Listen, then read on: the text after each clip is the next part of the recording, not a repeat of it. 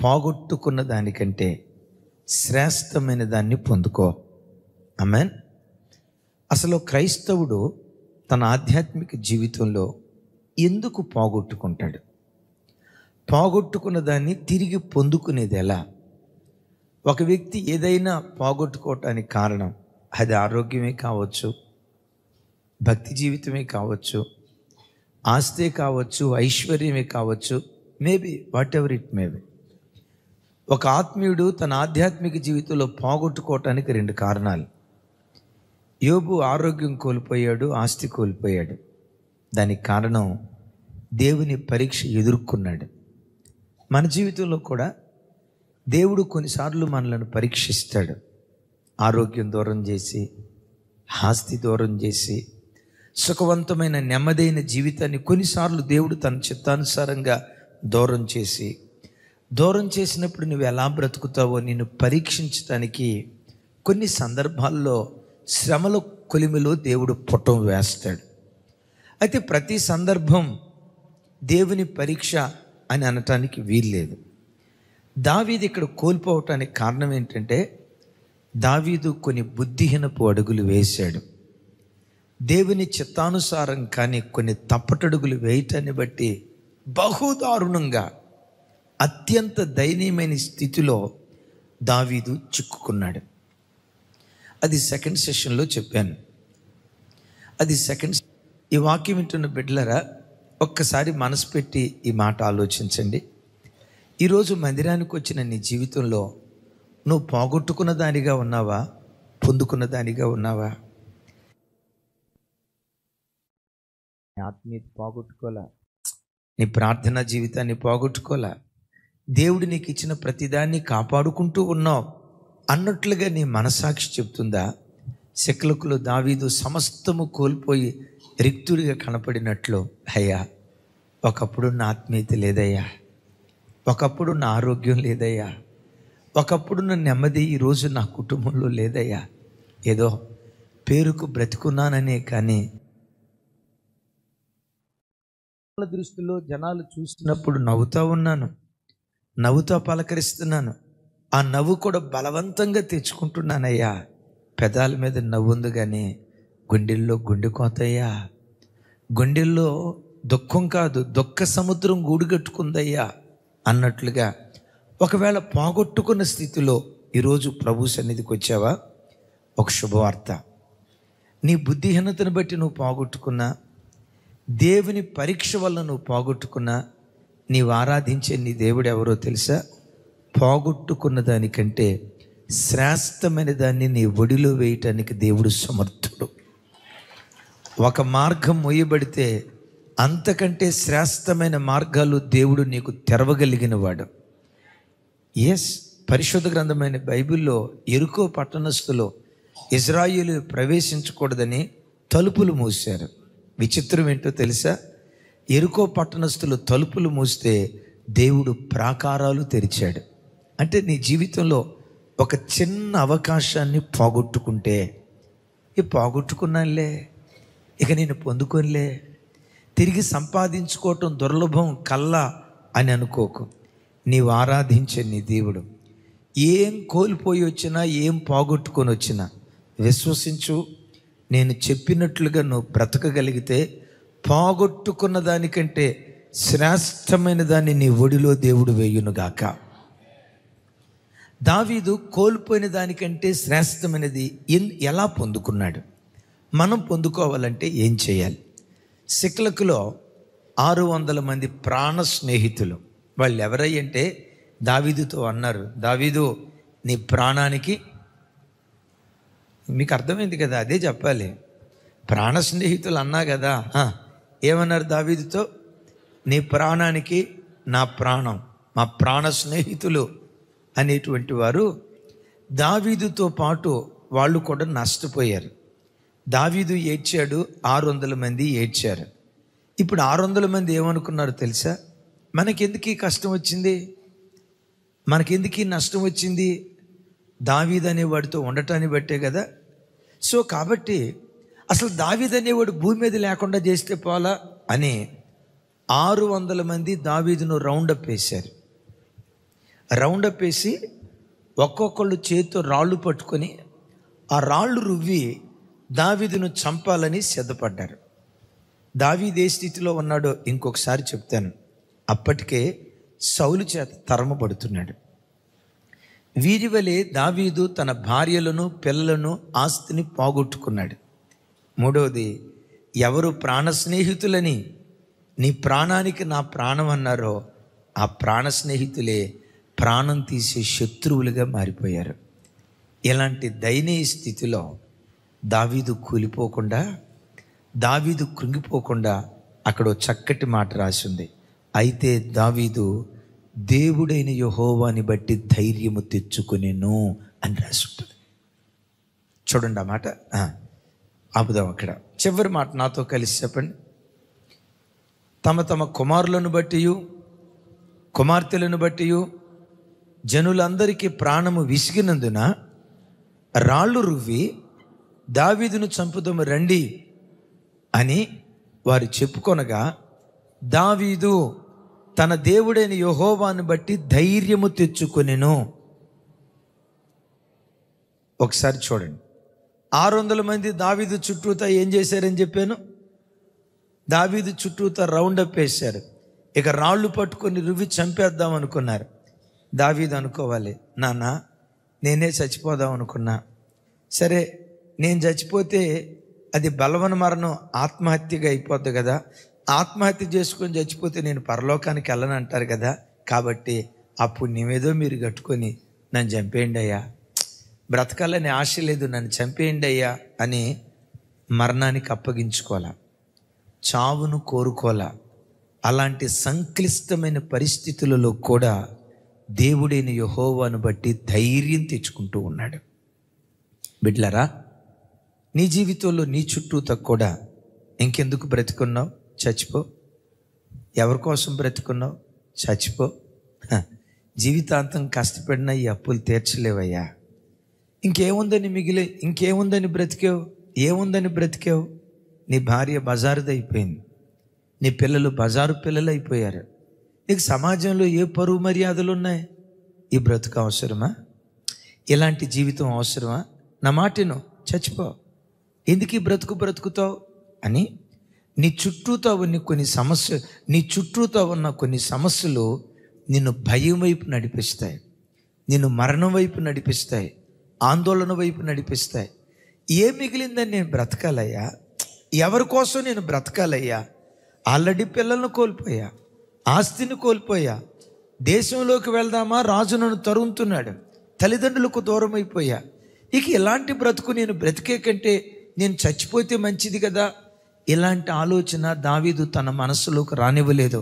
అలాంటి సంక్లిష్ట పరిస్థితులలో కూడా దేవుడైన యెహోవాని బట్టి ధైర్యం తెచ్చుకున్నాడు. అయ్యలారా, నా వైపు చూడండి. సైతానుగాడు కూడా పదే నీ దగ్గరకు వచ్చి, చావు, ఎందుకు ఇంకా బ్రతుకున్నావు? ఎవరి కోసం బ్రతుకున్నావు? నువ్వు ఫెయిల్యూర్, జాబ్లో ఫెయిల్ అయిపోయావు, ఉద్యోగంలో ఫెయిల్ అయిపోయావు, ఆఫీసులో ఫెయిల్ అయిపోయావు, ఫ్యామిలీలో ఫెయిల్ అయిపోయావు. ఎక్కడ చూసినా ఫెయిల్యూరే కదా. ఎందుకు నువ్వు బ్రతుకున్నావు? ఏదో చిన్న విషపు చొక్క తీసుకొని చచ్చిపోవచ్చు కదా, ఊరేసుకొని చచ్చిపోవచ్చు కదా, లేకపోతే ఎక్కడికో ఓ చోటకి తెలియని చోటకి వెళ్ళి తలదాచుకోవచ్చు కదా అని నీ చుట్టూతో ఉన్న సమస్యలు చావు చావు చావు చావు చావు అని మరణం వైపు నిన్ను రేపటం ప్రారంభిస్తాయి. అలాంటి సంక్లిష్ట పరిస్థితులలో కూడా దావీదు దేవుని బట్టి ధైర్యం తెచ్చుకున్నట్లుగా నీ బ్రతుకులో కూడా దేవునిని బట్టి ధైర్యం తెచ్చుకుందువుగాక. ఏమని? నేనేం కోల్పోయానో, కోల్పోయిన దాన్ని మరలా నా దేవుడు నాకు తప్పకుండా అనుగ్రహిస్తాడు. కోల్పోయిన దానికంటే శ్రేష్టమైన దాన్ని నా దేవుడు నాకు తప్పకుండా అనుగ్రహిస్తాడు. యోబు కోల్పోలేదా? కోల్పోయిన యోబును కోల్పోయిన స్థితిలోనే దేవుడు ఉంచాడా? లేదు కదా. తాను ఏం కోల్పోయాడో, ఎంత కోల్పోయాడో, కోల్పోయిన దానికి ప్రతిగా రెండంతలు దేవుడిచ్చాడే. నా జీవితంలో కూడా ఒక రోజు వస్తుంది, ఎంత కోల్పోయానో, ఏం కోల్పోయానో, కోల్పోయిన దానికి ప్రతిగా తప్పకుండా రెండంతలు దేవుడు నాకు అనుగ్రహిస్తాడు అని ప్రతి క్షణం దేవునిని బట్టి నువ్వు ధైర్యపడుదువుగాక. అగైన్ అమ్మ కూర్చోబెట్టి అన్నా వైపు చూడండి, అన్నా వైపు చూడండి, నా వైపు చూడండి. హల్లెలూయా. ఎవరిని బట్టి ధైర్యం తెచ్చుకోవాలి?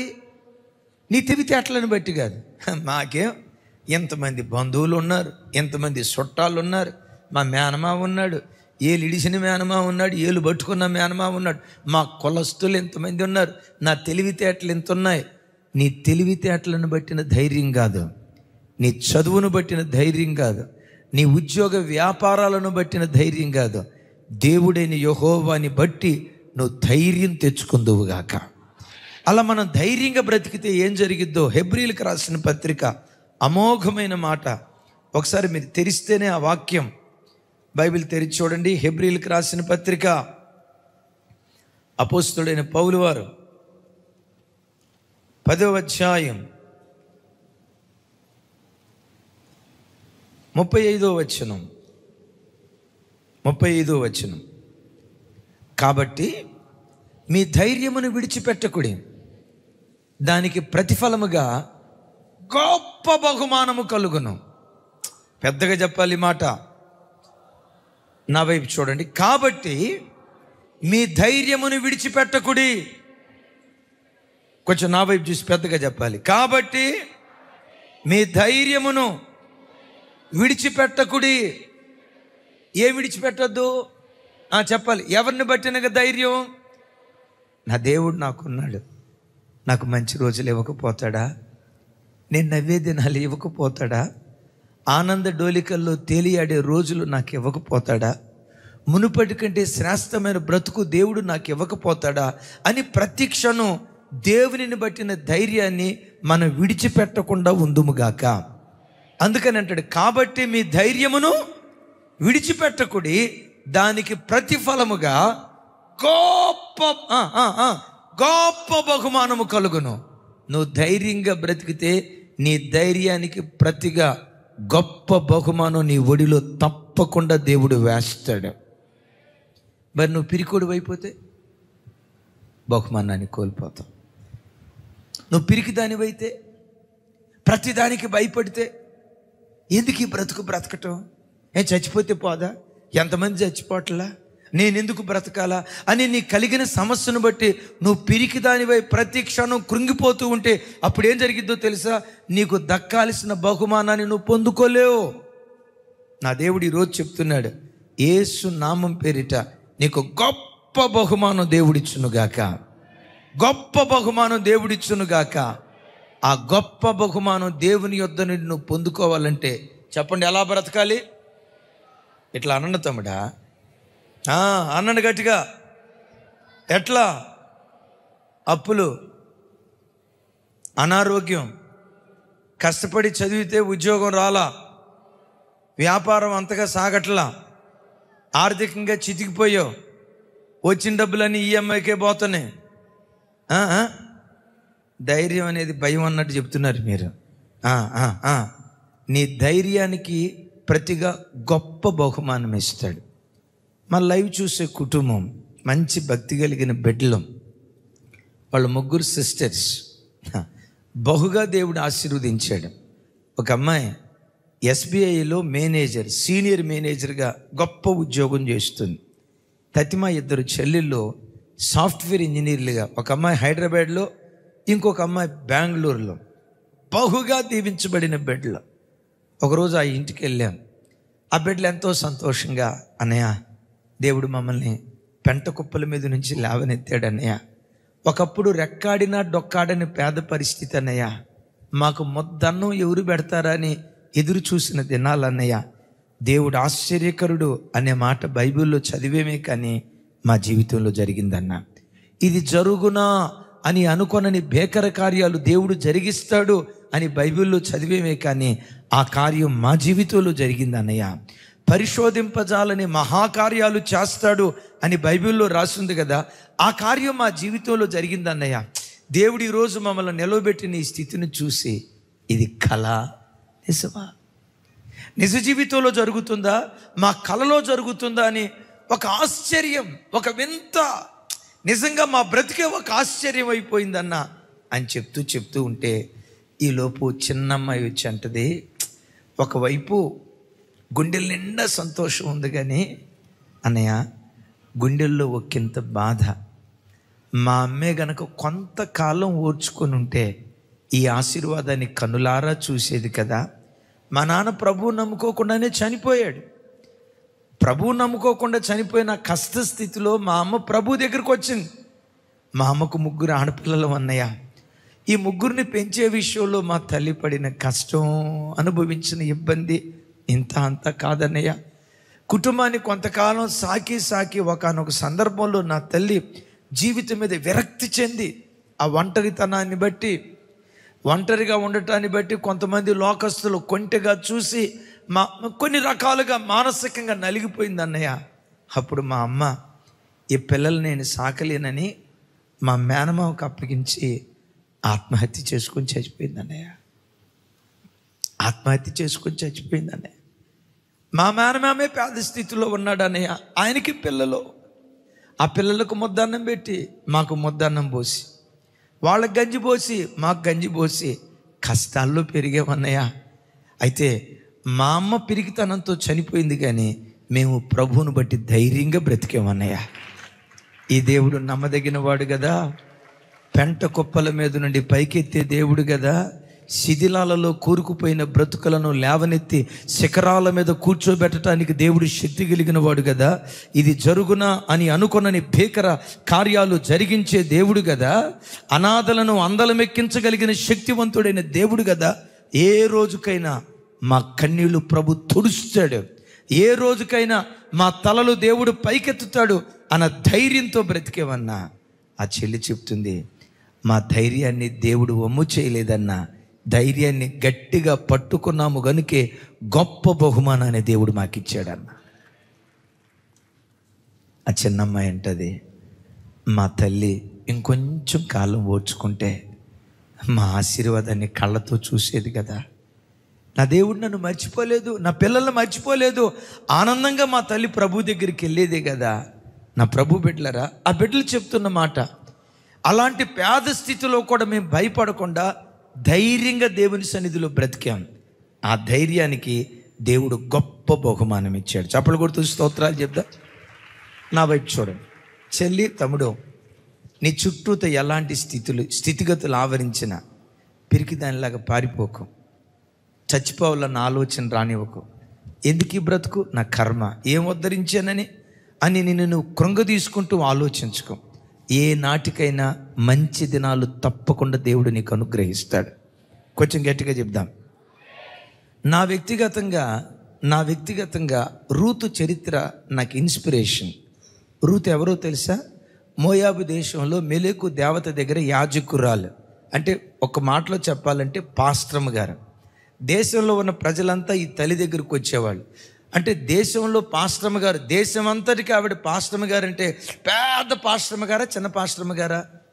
ఒక మాటలో చెప్పాలంటే ఇంటర్నేషనల్ స్పీకర్ అనండి.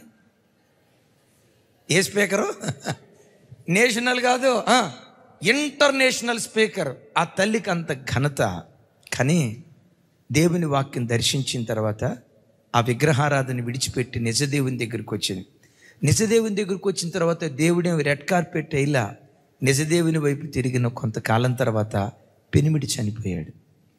జనమని ఉంటారు, ఎందుకమ్మా ఆ దేవుడి దగ్గరికి వెళ్తే ఏం చేశాడమ్మా? నీ పెనిమిటిని బ్రతికించలేకపోయాడు కదా, రోగాన్ని బాగు చేయలేకపోయాడు కదా, ఎందుకు ఆ దేవుడు వదిలిపెట్టు? ఋతం ఏముందో తెలుసా?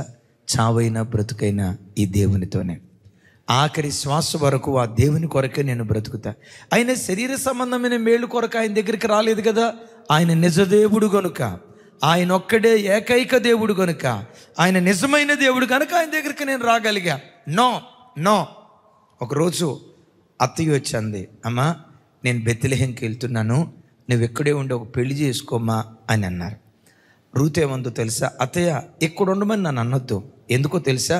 నీ దేశమే నా దేశం, నీ జనమే నా జనం, నీవు మృతి పొందు చోటనే నేను మృతి పొందుతా, మరణము తప్ప ఇంకొకటి ఏది మనల్ని ఎడబాపదు అని అంది. ఎందుకు అత్త వెంట వెళ్ళటానికి కోరుకుందో తెలుసా? మోయాబు దేశంలో ఉంటే భర్త దొరుకుతాడు, దేవుడు దొరకడం. విన్నారు ఈ మాట? మోయాబు దేశంలో ఉంటే భర్త దొరుకుతాడు, కుటుంబం దొరికిద్ది, పిల్లలు దొరుకుతారు, సుఖవంతమైన జీవితం, యవ్వన ఆశ ఇచ్చలు నెరవేర్చుకునే అన్ని అనుకూలతలు మోయాబు దేశంలో రూతుకున్నాయి. నా మాట మీకు అర్థమైందా? మోయాబు దేశంలో ఉంటే భర్త దొరుకుతాడు, కానీ ఎవరు దొరకరు. విచిత్రం ఏంటో తెలుసా? యవ్వన ఆశా ఇచ్చలను సిలువేసి నాకు దేవుడు కావాలని మోయాబును వదిలిపెట్టి బెత్లెహేముకి వచ్చింది. అగైన్ బెత్లెహేముకి వచ్చిన తర్వాత దేవుడు రూతును చూసి, అబ్బాబ్బాబ్బా రూతు, నీ త్యాగం ఎంత గొప్పది, అబ్బా నా కొరకు ఎంత త్యాగం చేసుకున్నావు, నా కోసం మోయాబు దేశాన్నే విడిచిపెట్టి బెత్లెహేముకి వచ్చావు కాబట్టి నేను మహారాణిని చేస్తానని వెంటనే దేవుడు రూతు తల మీద ఏమన్నా కిరీటం పెట్టాడా? నోరు తెరిచి మాట్లాడాలి. కిరీటం పెట్టాడా? రెడ్ కార్పెట్ వేసి ఏమైనా ఇన్వైట్ చేశాడా? లేదు. ఇప్పుడు బెత్లెహేముకి వచ్చిన తర్వాత రూతు పరిస్థితి ఏంటో తెలుసా? బోయాజు పొలంలో పరిగేరుకునే పరదేశిగా పరిగేరుకుంటూ ఉంది. మోయాబు దేశంలో ఉన్నప్పుడు అనేకులకు అన్నం పెట్టిన చేతులు ఈరోజు పిడికిడి మెతుకుల కోసం అర్రులు చాచే పరిస్థితి. విన్నారా విన్నారా విన్నారా? నేను చెప్పిన మాట విన్నారా? మోయాబు దేశంలో ఉన్నప్పుడు అనేకులకు సహాయం చేసిన చేతులు, అనేకుల ఆకలి తీర్చిన చేతులు, ఈరోజు అవే చేతులు ముద్దన్నం కొరకు భిక్షాటన చేసే చేతులుగా మిగిలిపోయాయి. ఇలాంటి సంక్లిష్ట స్థితిలో కూడా రూతు దేవుణ్ణి విడిచిపెట్టలా, ధైర్యాన్ని కోల్పోలా. ఆమెన్. బిడ్డలారా, నిజమే, జీవిత యాత్ర సాగేటప్పుడు కొన్నిసార్లు సంపన్న స్థితిలో దేవుడు మనల్ని ఉంచుతాడు. మరి కొన్ని సందర్భాలు పరిస్థితులు తలకిందులై ముద్దన్నం కోసం కూడా అల్లాడిపోయే స్థితులు ఇస్తాడు. మీరు నేను ఏమి నేర్చుకోవాలో తెలుసా? ఏ స్థితిలో యేసయ్య నన్ను ఉంచినా నేను సంతృప్తిగా బ్రతుకుతానయ్యా.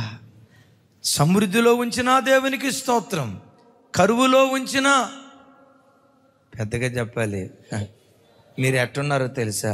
కరువులో ఉంటే నాకు ఆత్రం అన్నట్టు చెప్తున్నారు. సమృద్ధిలో ఉంచినా దేవునికి స్తోత్రం, కరువులో ఉంచినా దేవునికి స్తోత్రం అని అన్ని కాలాలలో అన్ని స్థితిగతులలో దేవుని పట్టుకొని ధైర్యంగా మనం బ్రతుకుదుంగాక. అద్భుతం. రూతమ్మ పరిగేరుకుంటా ఉంది.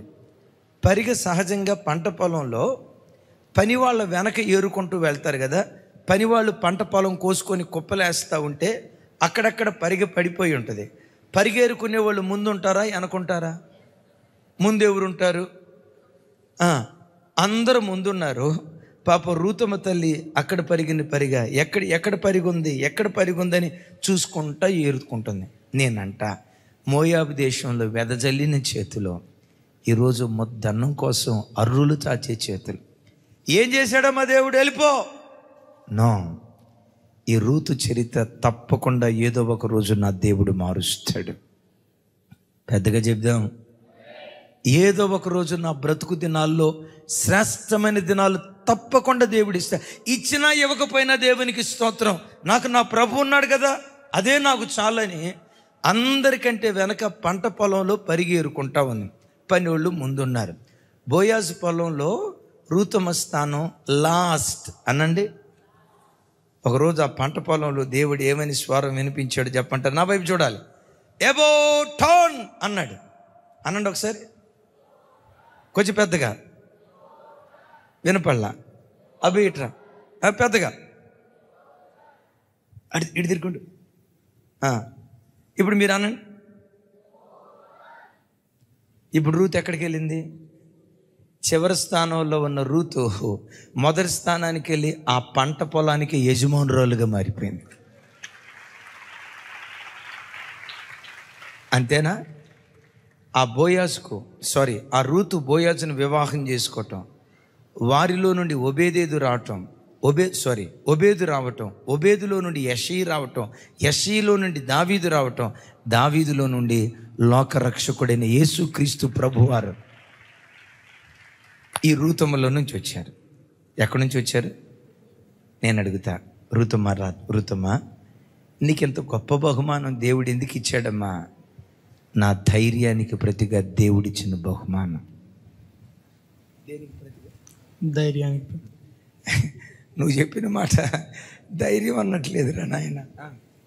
ధైర్యానికి ప్రతి పోయి కూర్చో చాలు. దేవుని బట్టి నువ్వు ధైర్యంగా బ్రతుకు.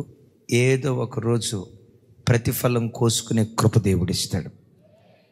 నంబర్ 1 ధైర్యం.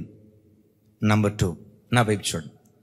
దావీదు ఆ పరిస్థితిలో ధైర్యం తెచ్చుకొని వెనువెంటనే ఏం చేశారు? సమూయేలు మొదటి గ్రంథం చూడండి, అక్కడ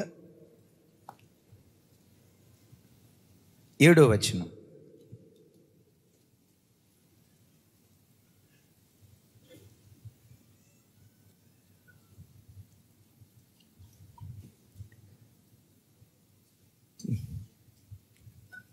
చిన్న 30వ అధ్యాయం 7వ వచనం.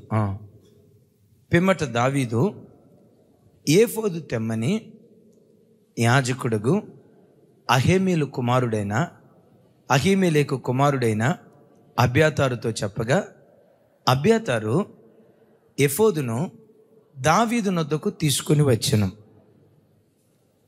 నేను ఈ దండును తరిమిన ఎడల దాన్ని కలుసుకొందునా అని యెహోవా యొద్ద దావీదు విచారణ చేయగా, యెహోవా తరుము, నిశ్చయముగా నీవు వారిని కలుసుకొని తప్పక నీ వారిని అందరినీ దక్కించుకుందువని సెలవిచ్చాను. ఒకసారి చూడండి. అమాలేకీలు సిక్లగు మీదకి వచ్చి మొత్తం దోచుకొని వెళ్ళారు. 3 రోజుల తర్వాత దావీదు సిక్లగుకు వచ్చాడు. మొత్తం దోచుకొని వెళ్ళిపోయారు. ఏమండి, భార్యలు, పిల్లలు, యావదాస్తి వాళ్ళు దోచుకొని వెళ్ళిపోయిన తర్వాత దావీదు ఇక్కడ ఏం చేస్తున్నాడంటే, యాజకుడి దగ్గరికి వెళ్ళి, అయ్యా యాజకుడా, ఎఫోదు తీసుకురా, దేవుని దగ్గర విచారణ చేయి. ఇప్పుడు నేను వాళ్ళని తరిమితే వాళ్ళని కరుచుకుంటానా లేదా? నేను కోల్పోయింది తిరిగి పొందుకుంటానా లేదా? ఇప్పుడు నేను వెళ్ళొచ్చా వెళ్ళకూడదా అని దేవుని యొద్ద ఎఫోదు ద్వారా విచారణ చేస్తున్నాడు. అంటే దేవుని చిత్తం తెలుసుకుంటున్నాడు. ఆ ఎఫోదు ద్వారా దేవుడు తన చిత్తాన్ని బయలుపరిచాడు. నిశ్చయంగా నువ్వు బయలుదేరి వెళ్ళు, శత్రువులను పట్టుకుంటావు, నువ్వు కోల్పోయింది తిరిగి మరలా సంపాదించుకుంటావు, నిశ్చయముగా నువ్వు బయలుదేరి వెళ్ళు అని దేవుడు చెప్పాడు. నేనంట దావీదులో ఉన్న గొప్ప గుణం, కోల్పోయిన దానికంటే శ్రేష్టమైన దాన్ని పొందుకోవటానికి కలిగిన కారణం, దావీదు ఎప్పుడు తన భావోద్వేగాలను బట్టి నిర్ణయం తీసుకోడు. వినండి మాట. తన ఉద్రేకాలను బట్టి అడుగులు వేయడు. తాను వేసే ప్రతి అడుగు దేవుని దగ్గర విచారణ చేసి, దేవా, నేను ఈ మార్గం గుండా వెళ్ళొచ్చా వెళ్ళకూడదా? ఈ నిర్ణయం నేను తీసుకోవచ్చా తీసుకోకూడదా? దేవుని యొద్ద విచారణ చేసి దేవుని దగ్గర గైడెన్స్ పొందుకొని దేవుడు వెళ్ళమంటేనే తను వెళ్ళేవాడు. అసలు ఇది దేవుని దగ్గర విచారణ వెళ్ళారు. ఆస్తిని ఏమంటే ఒక మాట చెప్తాను, ఇట్లా జరగకుండును గాక. ఆమెను చెప్పండి ఒకసారి. ఇప్పుడు నేను చెప్పబోయేటట్లుగా మన గృహాల్లో జరగకుండును గాక. ఏంటంటే, రాత్రిపూట మీ ఇంట్లో దొంగోళ్ళు పడ్డారు. దొంగోళ్ళు పడి ఆస్తి అంతా తీసుకొని వెళ్తున్నారు. దొంగోళ్ళు పడ్డారు, ఆస్తి అంతా తీసుకొని వెళ్ళిపోతున్నారన్న వార్త తెలిసిన తర్వాత వీళ్ళ దగ్గరికి వెళ్ళి దొంగోళ్ళు ఎటు నుంచి వచ్చారు, ఏ మార్గం గుండా వచ్చారని వాళ్ళని అడుగుతా పోలీస్ స్టేషన్కి వెళ్తారా? మోకరించి, అయ్యా మా ఇంట్లో దొంగోళ్ళు పడ్డారంట, వద్దా తరవమంటారా వద్దా? నా ఆస్తి తిరిగి సంపాదించుకోవటానికి, వాళ్ళని కలుసుకోవటానికి, వాళ్ళని చేరటానికి, వాళ్ళని తరవటానికి, వాళ్ళని పట్టుకోవటానికి వెళ్ళమంటారా వద్దా అని ఎవరైనా ప్రార్థన చేస్తారా? అది మన సొత్తు సార్, మన సొత్తు వాడు తీసుకొని వెళ్తుంటే అలాంటి పరిస్థితుల్లో ఎవడైనా దేవుని చిత్తం కోసం వెతుకుతాడా? ఒకసారి చెప్పండి. అక్కడ దేవుని చిత్తం పనిచేస్తుందా? మనుషుని యొక్క భావోద్రేకాలు పనిచేస్తాయా? ఎప్పుడు బిడ్డలారా, నాకు సమస్యలు వస్తాయి, మీకు సమస్యలు వస్తాయి. బ్రతుకు కాలమంతా ఈరోజు ఈ కష్టం, రేపు ఇంకొక కష్టం, ఈరోజు ఈ శ్రమ, రేపు ఇంకొక శ్రమ, ఈరోజు ఈ ఇబ్బంది, రేపు మరొక ఇబ్బంది వస్తుంది. అయితే ప్రతి పరిస్థితిలో ఒక నిర్ణయం తీసుకునేటప్పుడు మనుషులను సంప్రదించుకో. వినండి, బంధువులను సంప్రదించుకో. సెకండ్ సెషన్లో చెప్పాను, రక్త సంబంధికుల్ని పొరపాటును సంప్రదించుకో. ఎందుకో తెలుసా? రక్త సంబంధికులు కానీ, మనుషులు కానీ, శరీర సంబంధమైన వాళ్ళు కానీ ఉద్రేకపూర్వకమైన నిర్ణయాలు తీసుకుంటారు. ఎలాంటి సంక్లిష్ట పరిస్థితుల్లోనైనా దేవుని సన్నిధిలో మోకరించి, దేవా నేను ఇలా చేయాలనుకుంటున్నా, చేయమంటారా? ఇలా వెళ్ళాలనుకుంటున్నా, వెళ్ళమంటారా?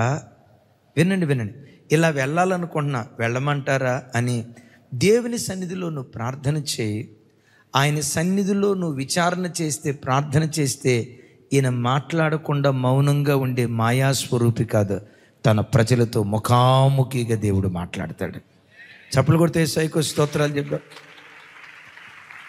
ఓ తమ్ముడు అంటాడు, అన్నయ్య మా ఇంట్లో చివరికి 150 రూపాయల సెల్ ఫోన్ ఛార్జర్ కొనేటప్పుడు కూడా దేవుని సన్నిధిలో ప్రార్థన చేసి దేవుని అడుగుతా, దేవా సెల్ ఫోన్ కొనమంటారా? షాప్కి వెళ్ళమంటారా? ఏ ఛార్జర్ కొనమంటారు? సెల్ ఫోన్ ఛార్జర్ కొరకు కూడా నేను ప్రార్థన చేస్తాను అన్నాడు ఒక తమ్ముడు. నేను చూసన్నా భలే ఓడి అయ్యా కాబు, మరీ చెప్పొచ్చు కానీ అంత ఓవర్ చెప్పొద్దు అని పక్కంట ఆయన అంటున్నాడు. అరే మీకు ఓవర్ ఏమో కానన్నా, నేను సెల్ ఫోన్ ఛార్జర్ కొనేటప్పుడు కూడా దేవుని చిత్తం కనుక్కొని ప్రార్థనాపూర్వకంగా షాప్కి వెళ్తా. నేను అడిగా, ఎందుకు తమ్ముడా సెల్ ఫోన్ ఛార్జర్ కొనడానికి కూడా ఎందుకు ప్రార్థన చేసుకొని వెళ్తావు? ఆ తమ్ముడు ఒక ఫోటో చూపించాడు. ఒక ఇంట్లో ఆ తండ్రి సెల్ ఫోన్ ఛార్జింగ్ పెట్టి ఫోన్ అక్కడ పెట్టి వెళ్ళిపోయాడు, మంచం మీద ఫోన్ పెట్టి. ఆ చిన్న పిల్లోడు, సంవత్సరం పిల్లోడు ఆ మంచం మీద దొరిలాడుతూ మొత్తానికి ఆ ఛార్జర్ వైర్ తీసుకొని క్యాడ్బరీ చాక్లెట్ నవ్వినట్లుగా నవ్విలేడట. ఏమైపోయిందో, షార్ట్ సర్క్యూట్ అయిపోయింది. ఆ చిన్న బిడ్డకి ఉన్న పాటున 2 కళ్ళు పోయాయట. 2 కళ్ళు చూయించి అంటాడు, అన్నా సెల్ ఫోన్ ఛార్జర్ విషయమై దేవుని చిత్తం, దేవుని సన్నిధిలో ప్రార్థన చేయొచ్చా చేయొద్దా మీరు చెప్పండి. అక్కడున్న సేవకులందరూ తలదించారు. మీకు తెలుసా, బక్సింగయ్య గారు తల వెంట్రుకలు పెరిగినప్పుడు సహజంగా మనం ఎప్పుడు కటింగ్ చేయించుకుంటాం, జుట్టు పెరిగింది, వెంట్రుకలు చెవి మీదకి వచ్చాయి, జుట్టు పెరిగిన వెంటనే మంగళ షాప్కి వెళ్తాం. కానీ దైవజనుడు బక్సింగ్ గారు ఉన్నారు చూసారా, చివరికి కటింగ్ చేసే విషయంలో కూడా, దేవా మంగళ షాప్కి వెళ్ళమంటారా?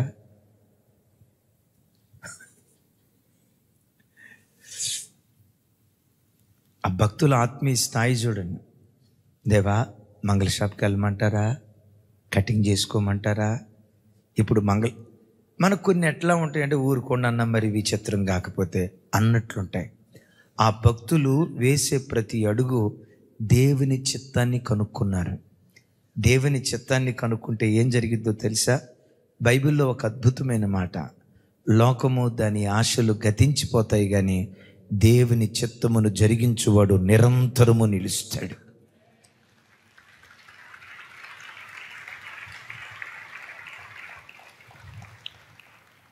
ఆమెన్. గట్టిగా చెప్తాం ఆమెన్.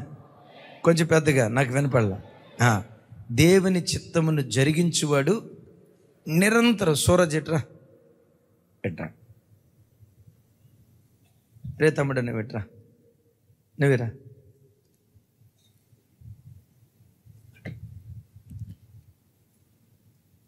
వినండి, మీ అమ్మాయికి పెళ్లి చూపులు అనుకోండి, వీళ్ళిద్దరు ప్రస్తుతానికి అమ్మాయిలు అనుకోండి, అక్కడ నిలబడి. సరే ఇక్కడికి రండి. సింపుల్. చాలాసార్లు మనం నష్టపోవటానికి పెట్టారా, నాతో సహా నష్టపోవటానికి దేవుని చిత్తాన్ని పక్కన పెట్టి నీ సొంత చిత్తం నెరవేరుస్తావే, నీ సొంత చిత్తం నీ నష్టానికి కారణమవుతుంది. నీ కుమార్తెకు వివాహం చేయాలి, రైట్? నీ కుమార్తెకు వివాహం చేయాలి, సంబంధాలు చూసావు. ఇట్లా నాయన, ఇదిగో ఎర్రగుండి ఈ అబ్బాయి ఫోటో ఒకటి వచ్చింది, ఈయనకి ఆల్రెడీ పెళ్ళి అయిపోయిందిలేండి. ఎర్రగుండి ఈ అబ్బాయి ఫోటో, ఈ అబ్బాయి సాఫ్ట్వేర్ ఇంజనీరు, నెలకొచ్చి 3,50,000 రూపాయల జీతం. ఆమెననుకో, సరే వినండి. ఈ అబ్బాయికి 3,50,000 రూపాయల జీతం నెలకొచ్చి, ఈయనకి హైటెక్ సిటీలో 3 ఫ్లాట్లు, ఏమండి మలేషియా టౌన్షిప్లో 7 ఫ్లాట్లు, హైటెక్ సిటీ పక్కన 1/2 ఎకరం పొలం ఉంది, అమరావతిలో 1 ఎకరం ఉంది, వైజాగ్లో 10 ఎకరాలు ఉంది. అంటారు కదా, కోట్లకు పడగెత్తిన ఆయన. మనిషి చూస్తే ఎర్రగా, ముక్కు కూడా చూడండి కోటేరు ముక్కులాగా ఉంది, చక్కగా ఉన్నాడు. ఈ ఫోటో వచ్చింది. ఈ ఫోటో ఇదే టైంలో వీడు చాలా బాగున్నాడు, కాకపోతే మా రంగు, మా తమ్ముడు వీడికంటే ఇంకా నల్లగా ఉన్నాడు. పీజీ పూర్తయింది కానీ ఉద్యోగం లేదు. ఏం చేస్తున్నాడంటే ప్రస్తుతం ఎయిర్ ఫోర్స్లో ఉద్యోగం చేస్తున్నాడు. ఎక్కడ తమ్ముడు? ఎయిర్ ఫోర్స్ అంటే ఆ ఎయిర్ ఫోర్స్ అనుకునేవు కాక ఉద్యోగం కొరకు గాలి తిరుగుతా గాలి తిరుగుడు కాదు తమ్ముడు, ఉద్యోగం కోసం తిరుగుతున్నావు. అదే ఉద్యోగం కోసం తిరుగుతున్నావు. కానీ మంచి ఆత్మీయుడు, లేచిన ప్రార్థన, లేచిన దేవుడు, ఆదివారం చేర్చి పరిచర్య, బహునమ్మకంగా బ్రతుకుతాడు. ఇప్పుడు చూడండి, ఉద్యోగం లేదు నాయన. సొంత ఇల్లు ఏమన్నా హైదరాబాద్లో? లేదయ్యా. లేదు, మంచిది. సొంత ఇల్లు లేదు. హైదరాబాద్లో ఏమన్నా పొలం ఉందా? లేదండి. రైట్, హైదరాబాద్లో పొలం లేదు. హైటెక్ సిటీ దగ్గర 2-3 ఫ్లాట్లు ఉన్నాయా? లేదండి. లేదయ్యా. ఏమీ లేదు, ఒక్కటే ఆత్మీయుడు, అంతే. ఈ అబ్బాయి ఉన్నాడు చూసారా, ఉద్యోగానికి ఉద్యోగం ఉంది, ఆస్తికి ఆస్తి ఉంది, ఇన్కమ్కి ఇన్కమ్ ఉంది, ఫ్లాట్లకు ఫ్లాట్లు ఉంది. అమరావతిలో ఉండే, వైజాగ్లో ఉండే, ఈ 2 ఆఫర్లు వచ్చినాయి. మీరు ప్రార్థన చేస్తారు. అసలు నేను అంటాను, అక్కడ ప్రార్థనే చేయరు. మొట్టమొదటి ఏం చేస్తారు? దేనికి అవకాశం ఇస్తారు?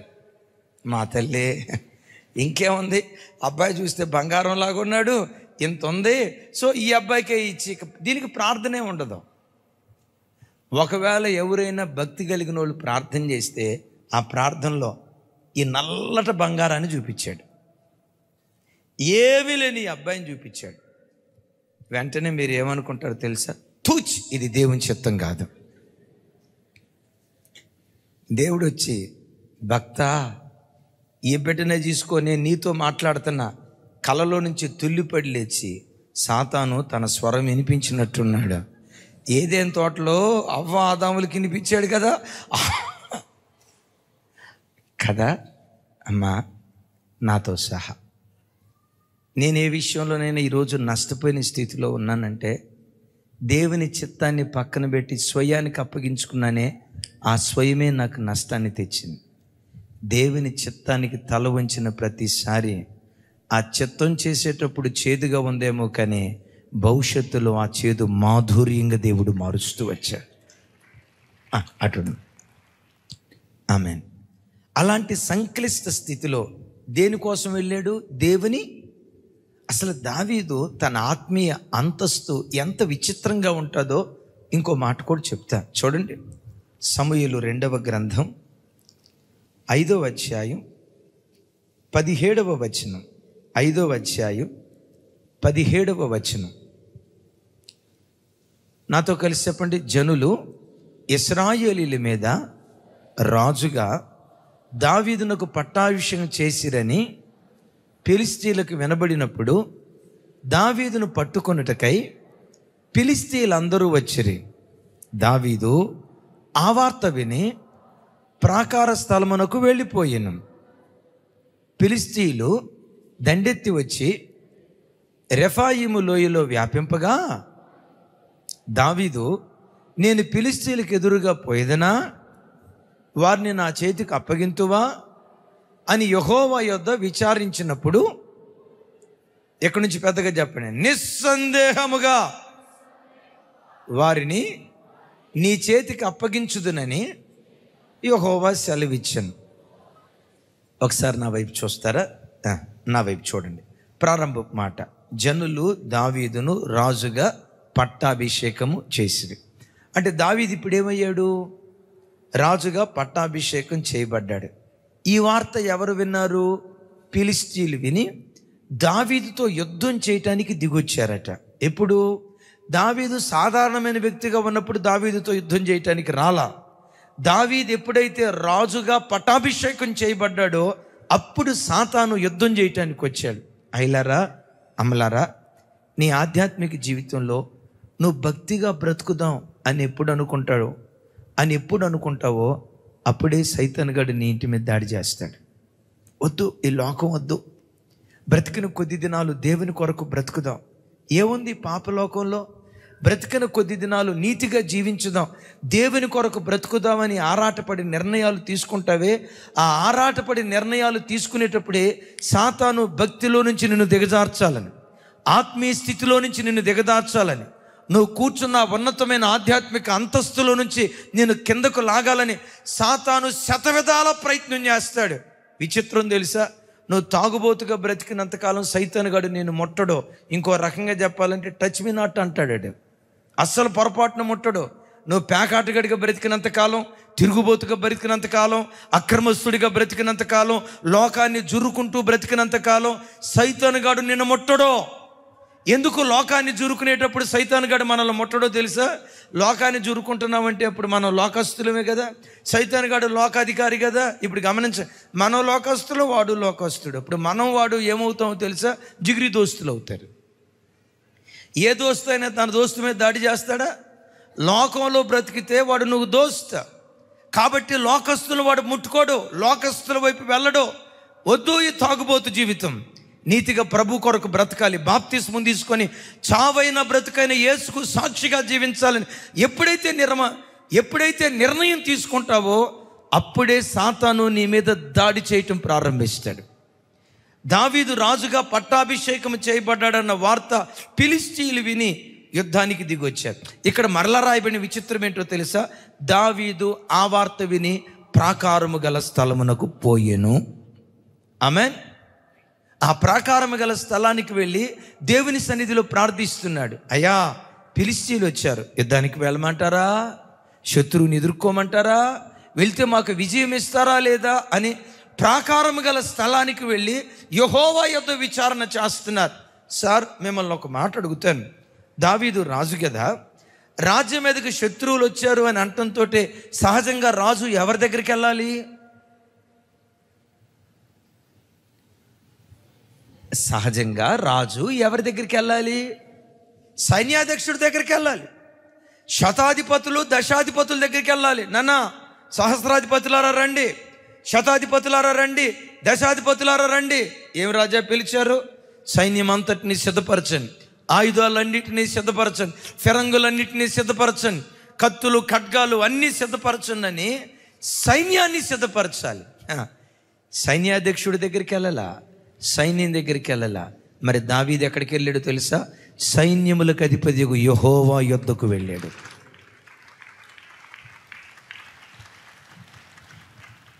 యుద్ధానికి వెళ్ళమంటావా? నిస్సందేహంగా పో, నీకు జయం ఇస్తానన్నాడు. దేవుని మాట పట్టుకొని యుద్ధానికి వెళ్ళాడు. దావీదు కత్తి దోస్తా ఉంటే శత్రువులు నిలవలేక పడిపోతూ పారిపోతూ ఉంటే ఆ స్థలానికి ఏమని పేరు పెట్టాడు తెలుసా? బయల్ పెరాజీము అని పేరు పెట్టాడు. అనండి ఒకసారి. బయల్ పెరాజీము అనే పేరుకున్న అర్థం ఏంటో తెలుసా? ప్రవాహమునకు చెత్త కొట్టుకొని పోయినట్లుగా నా శత్రువులు నా ఎదుట నిలవలేక వారు కొట్టుకొని పోయారు అంటాడు. నా వైపు చూడండి. ఈరోజు నేను భయపెట్టిన శత్రువేదో, భయపెడుతున్న శత్రువేదో, దేవుని ప్రతినిధిగా నా చేతులెత్తి మిమ్మల్ని దీవిస్తున్నాను. ఏ శత్రువులు భయపెడుతూ మిమ్మల్ని తరమాలని ప్రయత్నం చేస్తున్నారో ఈ దినం నుండి ఆ శత్రువులు ప్రవాహానికి చెత్త కొట్టుకొని పోయేటట్లుగా, శత్రు కార్యాలు కొట్టుకొని పోయేటట్లుగా దేవుడు కార్యం చేయునుగాక. నేను తరమాలని ఎవడు నీ గుండెల్లో భయాన్ని పుట్టించాడో, ఓ తెలియని కలవరం ఏ పరిస్థితులు నీ గుండెల్లో పుట్టించాయో, ఒకవేళ అప్పులనే శత్రువు, అసమాధానమనే శత్రువు, భార్యాభర్తల మధ్యలో ఐక్యత లేని ఏ శత్రువు నిన్ను భయపెడతా వచ్చిందో, ఏ భయంతో ఈరోజు మందిరానికి వచ్చావో, దేవుని ప్రతినిధిగా నా చెయ్యెత్తి మిమ్మల్ని దీవిస్తున్నాను. మిమ్మల్ని భయపెడుతున్న శత్రువు ప్రవాహానికి చెత్త కొట్టుకొని పోయేటట్లుగా, మీ సమస్యలు కొట్టుకొని పోయేటట్లుగా నా దేవుడు కార్యం చేయునుగాక. అలాంటి కార్యం దేవుడు చేయాలంటే ప్రతి విషయంలో ఎవరి యొద్ద విచారణ చేయాలి? రైట్, నిస్సందేహంగా పో అన్నాడు. అప్పుడు దావీదు ఏం చేశాడో తెలుసా? 600 మంది తన ప్రాణ స్నేహితులను వెంటబెట్టుకొని యుద్ధానికి బయలుదేరాడు. యుద్ధానికి పరిగెత్తేటప్పుడు వాళ్ళు ఆల్రెడీ 3 రోజుల క్రితం తీసుకొని వెళ్ళిపోయారు.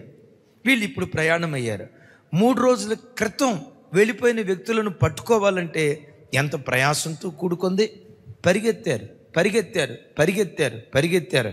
ఈ పరుగులో 200 మంది వాళ్ళ ఏమంటారు, ఆయాసం పాయాసం అయిందంటారు చూసారా, పరిగెత్తి పరిగెత్తి అలిసిపోయి, నాయన పోతే పోయి నాయన, ఇంకా పరిగెత్తితే మేము పోయేటట్టున్నాం, మా వల్లగా అవట్లా, మేము పరిగెత్తలేమని బెసేరు వాగు దగ్గర ఆగిపోయారు. 200 మంది ఆగిపోయారు. వాళ్ళందరూ చూసి అంటారు, అయ్యా వాళ్ళు ఆగిపోయారు. వాళ్ళు ఆగిపోయారేమో, మనం 400 మంది సాగిపోదాం. సాగిపోదాం, అలిసిపోవద్దు, సాగిపోదాం.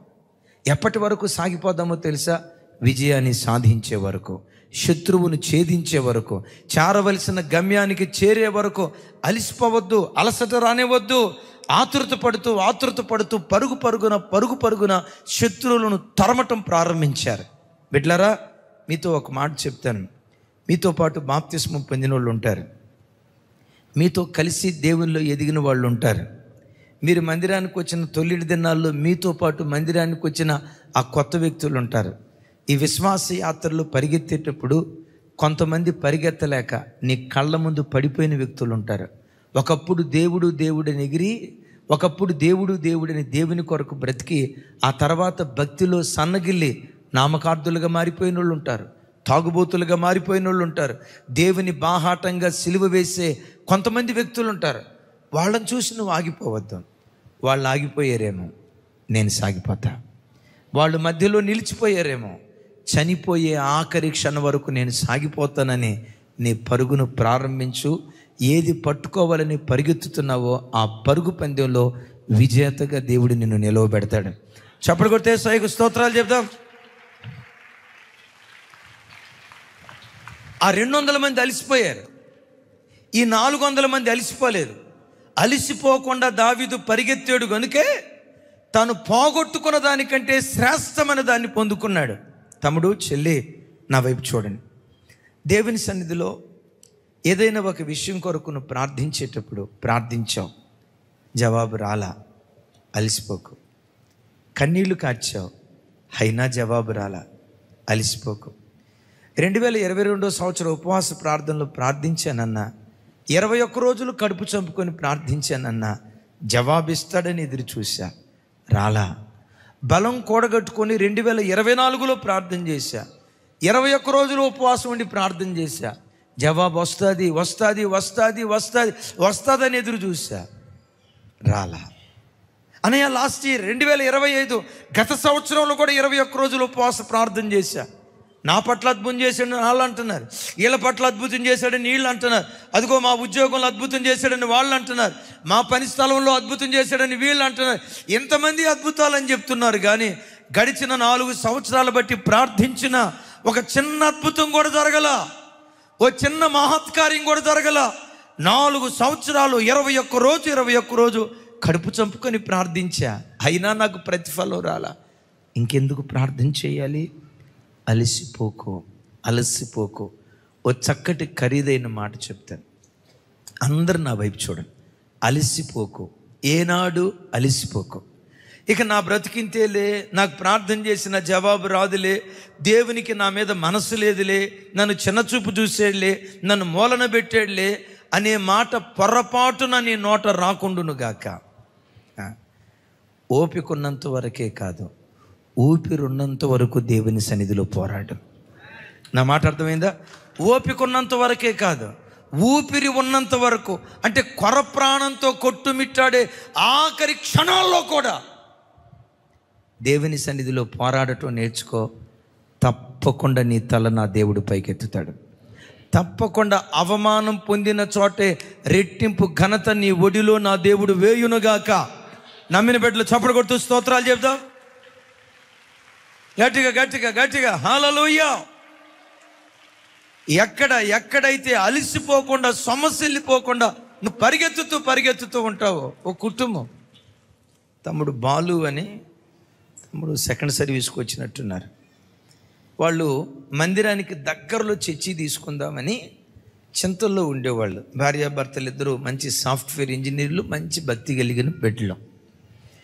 సరే, సూరారం ప్రాంతంలో చర్చికి దగ్గరలో ఇల్లు తీసుకుందాం, సొంతగా ఇల్లు కొనుక్కుందామని దరిదాపుగా 10-15 దాకా ఇల్లు చూశారు. ఆ ఇల్లు చూసి ఒక ఇల్లు చూసి పరిగెత్తుకుంటూ మా దగ్గరకు వచ్చి, అన్నయ్య పలానా చోట ఇల్లు చూసాం అన్నయ్య, భలే ఉంది అన్నయ్య, మాకు బాగా నచ్చింది అన్నయ్య, ఆ ఇల్లు మాకు ఇచ్చేటట్టుగా ప్రార్థన చేయండి అని చేయించుకునేవాళ్ళు, ప్రార్థన చేసేవాళ్ళు. తెల్లని తర్వాత ఆ ఇంటికి వెళ్తే ఆ ఇల్లు ఆల్రెడీ ఎవరికో అమ్మేశారంట. నా దగ్గరికి నిరాశతో నీరసంగా వచ్చారు. అమ్మ ఏమైందిరా తల్లి? అన్నయ్య ప్రార్థన చేసాం కానీ ఎందుకు దొరకలేదు అన్నయ్య. పర్లేదు, అంతకంటే మంచిదేదో ఇస్తాడులే అన్నయ్య అని అన్నారు. మొత్తానికి అట్లా 7-8 ఇళ్ళు దాకా చూశారు. ఇది నచ్చింది అనుకుంటే అందినట్టే అంది. ఇక ఆఖరికి దూరం అయిపోయింది. ఒకరోజు ఆ తమ్ముడు వచ్చి అంటాడు, అన్నయ్య అసలు మాకు ఇల్లు ఇయటమే దేవుని చిత్తం కాదు అనుకుంటా అన్నయ్య. ఎంత పెద్ద మాట అన్నాడు. నేను మిమ్మల్ని అడుగుతా, మనం అద్దెలలో ఉండటం దేవుని చిత్తమా? అనకండి అమ్మా, నోరు తెరిచి చెప్పండి. అద్దెలలో ఉండటం దేవుని చిత్తమా? నా ప్రార్థన ఏంటో తెలుసా? మీలో ఎవరెవరు అద్దెకుంటున్నారో ఒకనొక రోజు మీరే ప్రజలకు అద్దెలకిచ్చే స్థితిమంతులుగా నా దేవుడు మిమ్మల్ని ఆశీర్వదించునుగాక. దేవుడు మిమ్మల్ని కనికరిస్తే అపార్ట్మెంట్లు కట్టండి, అద్దెలకి ఇచ్చేయండి. అట్లా కసిగా ఉద్యోగం చేయండి, పని చేయండి, కసిగా చదువుకోండి.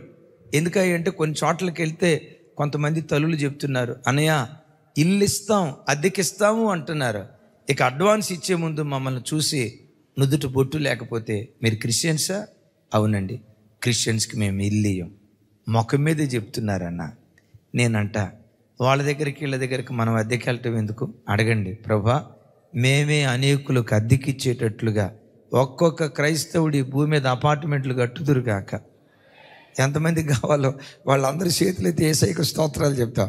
వద్దనుకుంటే దేవుడు మీకు ఒక్కొక్కరు చూడండి దేవుడు ఇచ్చును కాక. గట్టిగా చెప్తాం ఆమెన్.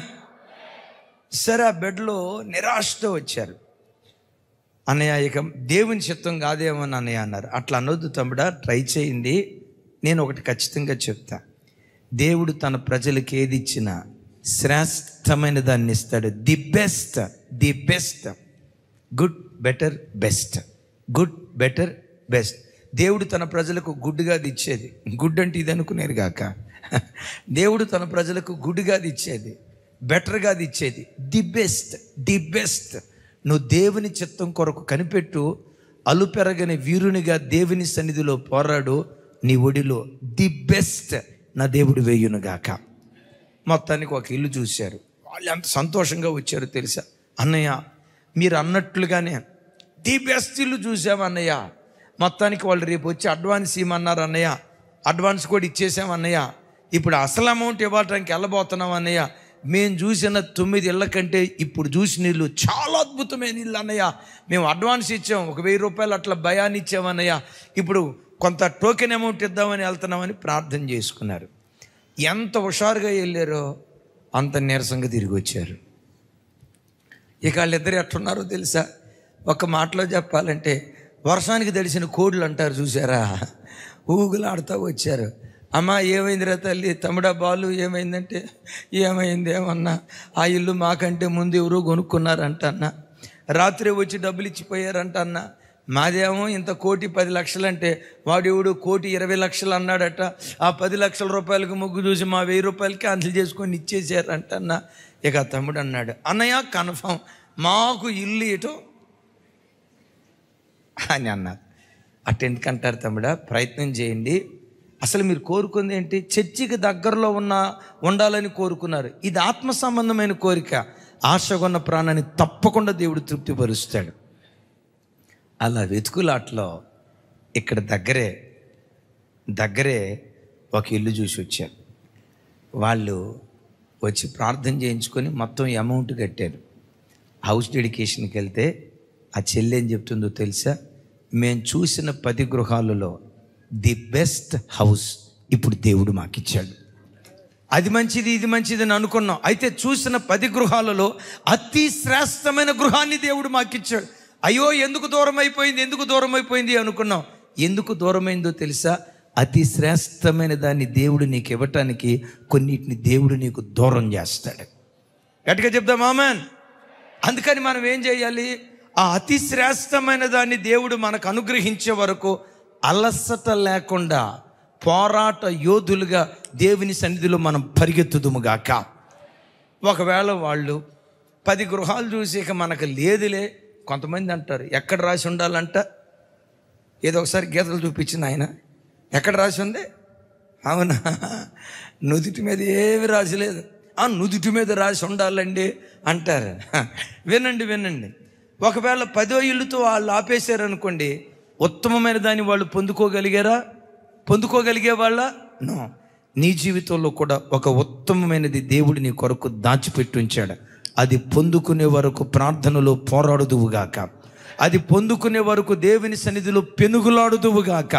నీ పెనుగులాటను చూసి కోల్పోయిన దానికంటే శ్రేష్టమైనది నీ ఒడిలో దేవుడు వేయునుగాక. ఈ 400 మంది వెళ్తా ఉంటే మధ్యలో ఒక విచిత్రం జరిగింది. ఒక అతను రోగం చేత అల్లాడిపోతున్నాడు, చావు బ్రతుకుల మీద కొట్టుమిట్టాడుతున్నాడు. దావీదు అక్కడ ఆగి వాళ్ళతో చెప్తాడు, బాబు అతనేంటో కాస్త ఇబ్బందిలో ఉన్నాడు, మన దగ్గర ద్రాక్ష గెలలు ఉన్నాయి కదా, మన దగ్గర నీళ్ళు ఉన్నాయి కదా, కొంచెం ద్రాక్ష గెలలో నీళ్ళు ఇచ్చి అతని ప్రాణం సేదతీరేటట్లుగా సహాయం చేయండి అన్నాడు. విచిత్రం, ఈయనే ఇబ్బందుల్లో ఉన్నాడు. ఇబ్బందుల్లో ఉన్న దావీదు ఇబ్బందుల్లో ఉన్న మరొక వ్యక్తికి సహాయం చేస్తున్నాడు. విన్నారా? ఒకవేళ మనం టెన్షన్లో వెళ్తున్నాం, సెల్ ఫోన్ పోయింది అనుకోండి. ఒక మాట, 70,000 రూపాయల సెల్ ఫోన్ ఎక్కడో పడిపోయింది. ఆ 70,000 రూపాయల సెల్ ఫోన్ పడిపోయిన ఆ పరిస్థితుల్లో ఎక్కడ పడిపోయిందో ఫోను అని వెతుక్కుంటా వెళ్తున్నారు. జేబు నిండా డబ్బు ఉంది, ఎక్కడ పడిపోయిందో ఫోన్ అని వెతుక్కుంటా వచ్చేటప్పుడు అప్పుడే ఒక భిక్షగాడు వచ్చి అయ్యా భిక్షాందేహి అని అన్నాడు అనుకోండి, అసలు నీకు బీపీ లేదు, కోపం 190కి పోద్దే. అసలు ఆ మాట ఎలా పడలేదు అడుక్కోవటానికి వెళ్ళిపో అని అంటారా?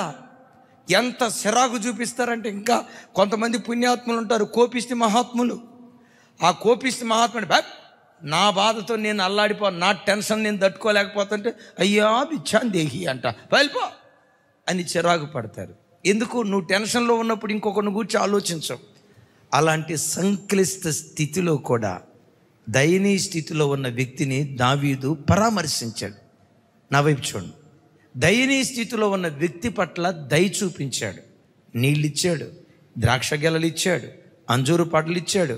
అతని దాహం తీర్చి అతని ప్రాణం సేదతీరేటట్లుగా చేశాడు. ఈలోపు అడిగారు, బాబు నువ్వు ఎక్కడోడివి? ఐగుప్తీయుడివా? లేదయ్యా అమాలేకీయుడి దగ్గర నేను పనిచేస్తున్నాను. అమాలేకీయుడి దగ్గర ఎందుకు పనిచేస్తున్నావు? ఇక్కడ ఎందుకున్నావు?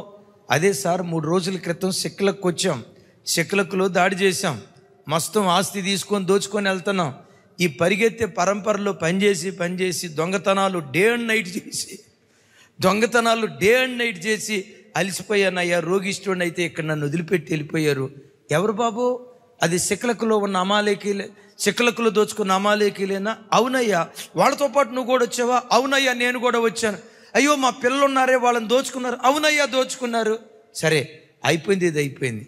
అమాలేకీయులు ఏ దారి గుండా వెళ్ళారు దారి చెప్తావా అంటే, వై నాట్ సార్, ఆ స్థావరాలన్నీ నాకు తెలుసని అమాలేకీయులు ఎక్కడున్నారు దారి చూపించారు. ఆ దారి గుండా వెళ్ళి దావీదు కోల్పోయిన దానికంటే రెట్టింపు పొందుకున్నాడు. ఇక్కడ ఒక మాట చెప్తాను. దావీదుకి అతడు దారి చూపటానికి కారణం ఏంటో తెలుసా? ఈ మాట గుండెల్లో రాసుకోండి. దయ చూపిస్తే నీకు దారి చూపే వాళ్ళను దేవుడు లేవనెత్తుతాడు. నీవు దయ చూపిస్తే నీకు దారి చూపే వాళ్ళను దేవుడు లేవనెత్తుతాడు. మరోసారి చెప్తాం ఆమెన్. ఏమన్నా చెప్పండి. నీవు దయ చూపిస్తే పెద్దగా చెప్పండి. ఎప్పుడో నీ చుట్టూతా ఉన్న వ్యక్తుల పట్ల దయ చూపించు. నువ్వు దయ చూపిస్తే తమ్ముడా, నీ కష్ట స్థితి వచ్చినప్పుడు, నీకు ఇబ్బంది స్థితి వచ్చినప్పుడు, సంక్లిష్ట పరిస్థితుల్లో నువ్వు నలిగిపోయేటప్పుడు నీ పట్ల దయ చూపే వ్యక్తులను దేవుడు తప్పకుండా లేవనెత్తుతాడు.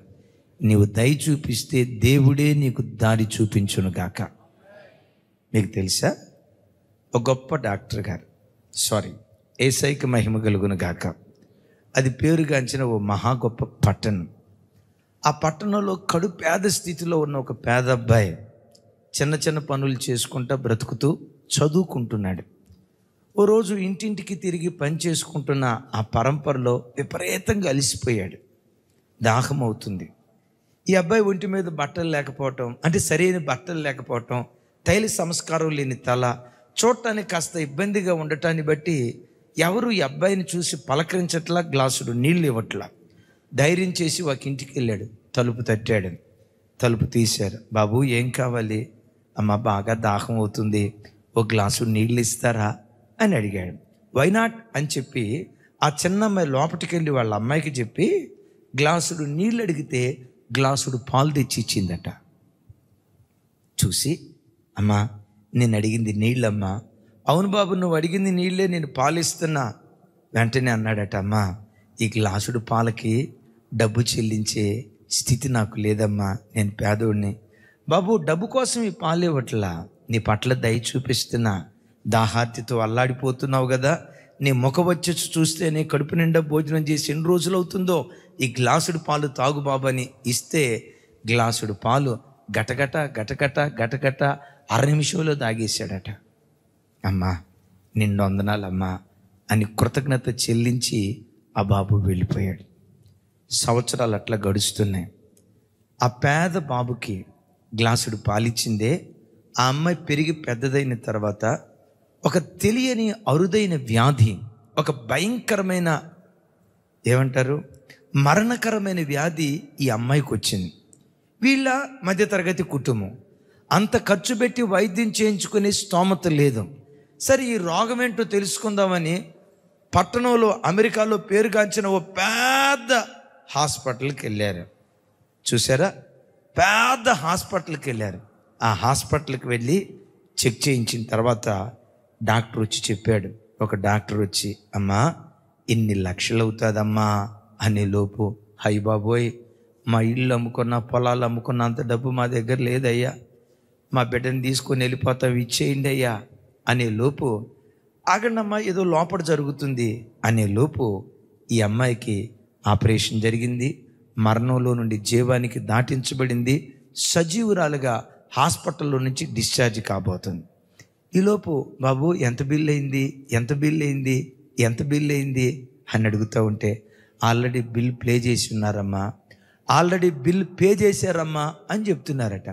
ఎవరు పే చేశారయ్యా? మేము పే చేయలేదే బాబోయ్, 4 లక్షలు 5 లక్షలు అన్నారు. తమ్ముడు ఫోటో చూపించాం. 4 లక్షలు 5 లక్షలు అన్నారు, మేమేం పే చేయలేదు కదా అంటే, ఆ బిల్లు మీద, అదే బిల్లు ఉంటుంది చూసారా, ఆ బిల్లు మీద ఇట్లా రాసిందట. ఏంటో తెలుసా? Paid in full with a glass of milk. ఈ డబ్బంతా గ్లాసు మిల్క్తో చెల్లించారు అని రాసిందంట. 4 లక్షల రూపాయలు ఏంటి, గ్లాసుడు మిల్క్ ఏంటి? ఈ అమ్మాయికి అర్థం కాక గందరగోళంలో బెత్తరపోత తల్లి కూతురు చూస్తూ ఉంటే అప్పుడు ఒక డాక్టర్ గారు వచ్చాడట. అంటాడట, అమ్మా చిన్న పిల్లవాడిగా ఉన్నప్పుడు నేను మీ ఇంటికి వచ్చి గ్లాసుడు మంచినీళ్ళు అడిగానే, నాకు గ్లాసుడు పాలిచ్చారే, నా పట్ల మీరు దయ చూపారు గనుక నేను మీకు దారి చూపేవాడిగా దేవుడు మార్చాడమ్మా. మీరు చూపించిన దయ వ్యర్థం కాల, మీరు చూపించిన దయ వ్యర్థం కాల, మీరు నా పట్ల దయ చూపిస్తే దేవుడే మీకు దారి చూపాడమ్మా. ఈ 4 లక్షలు equal to glass of milk. ఎప్పుడు బిడ్డలారా, నీ పట్ల కాఠిన్యం చూపించిన వ్యక్తికి కూడా నువ్వు కనికరాన్ని చూపించు. నువ్వు మనిషి పట్ల కనికరం చూపిస్తే దేవుడు నీ పట్ల కనికరం చూపిస్తాడు. మనిషి కనికరం చూపిస్తే గుప్పెడు విప్పుతాడు, దేవుడు కనికరం చూపిస్తే ఆకాశ వాకిళ్ళు విప్పుతాడు. చప్పలు కొడుతూ స్తోత్రాలు చెప్తాం. ఓ చిన్న మాట చెప్పి నేను ప్రార్థన చేస్తాను. సహజంగా మీరు మమ్మల్ని చూడటంతో, అంటే మీరు అనుకోవటం తప్పేం కాదు, అనేవాళ్ళ దగ్గర బాగా డబ్బులు కుప్పలు అబ్బా గిన్నె నిండి పొంగి. ఆ మధ్య ఎవరో అన్నారట, జెర్మియా అన్న దగ్గర ఎంత లేదైనా 10 కోట్లు అన్నా ఉంటాయి కదా అన్నారంట బయట ఒక పాస్టర్ గారు. నేను ఆ మాటని ఏమన్నాను తెలుసా? ఆమెను అనుకున్నా. కానీ ప్రజలకు తెలియంది ఏంటంటే, ఏనాటి మన్నా ఆనాడే మేము ఏరుకోవాలి. పరిచర్య పెరిగే కొద్దీ ఖర్చులు కూడా పెరుగుతూ ఉంటాయి. సామెత ఊరకనే బొట్టలా, ఎంత చెట్టుకు అది ఇప్పుడు నాకు అర్థమవుతుంది. పరిచర్య ఎంత పెరుగుతుందో ఖర్చులు కూడా అంతే పెరుగుతూ ఉంటాయి. ఈ ప్రక్కమటి సండే స్కూల్ భవనం ఉంది కదా, ఆ స్థలం కొని సండే స్కూల్ కట్టడానికి శతవిధాల ప్రయత్నం చేస్తా ఉన్నాం. డబ్బులు లేవు. గడిచిన మే నెల వరకు విపరీతమైన మీటింగ్స్, దరిదాపుగా ఒట్టి మీటింగ్స్కే 1,50,00,000 రూపాయల దాకా ఖర్చు అయింది. దరిదాపుగా 15 మీటింగ్స్ దాకా పెట్టాం. ఆల్మోస్ట్ చేతిలో ఉన్న జలాశయాలన్నీ ఆవిరైపోయినాయి. అయితే సడన్గా ఒకరోజు ఓ పాస్టర్ గారి చర్చి తగలబడిపోయిందని తెలిస్తే దగ్గరలో ఓ చోట, సరే ఆ ప్రాంతానికి వెళ్ళేటప్పుడు పరిశుద్ధాత్మ దేవుడు నా దగ్గర ఉన్న అమౌంట్ ఆ సేవకుడు కానుక ఇవ్వమన్నాడు. నా దగ్గర ఇక ఆ అమౌంట్ తప్ప బ్యాంకులో కానీ ఫెయిత్లో కానీ అనా పైసలు లేదు. దేవుడు చెప్పేటప్పుడు కూడా మొత్తం ఇవ్వమన్నాడు, మొత్తం ఇవ్వమన్నాడు. అనండి ఒకసారి. మీరు బాగానే అంటారులే.